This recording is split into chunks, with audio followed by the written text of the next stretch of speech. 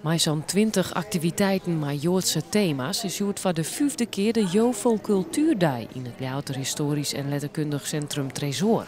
In die informele sfeer is elke nieuw welkom om naar muziek te harken, films te zien of on workshops mee te doen. Of mindfulness, dat hebben we ook. In Jood hebben we ook de connectie met het Jodendom. En dan hebben we ook een workshop over de Kabbalah en protte workshops over de Joodse muziek hebben we ook. Maar een beetje van alles.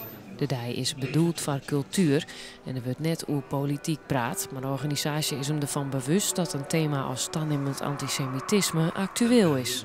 Het is wel zo dat het dan niet, maar misschien had het ook met de situatie in het Midden-Oosten te maken, maar ja, dat is voor ons net gildig. Ik net in de zin van dat je misschien om beveiliging...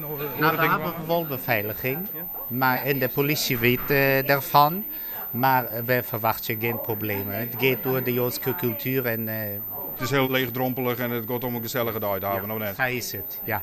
Maar met mijn keppeltje moet ik daar niet gaan staan.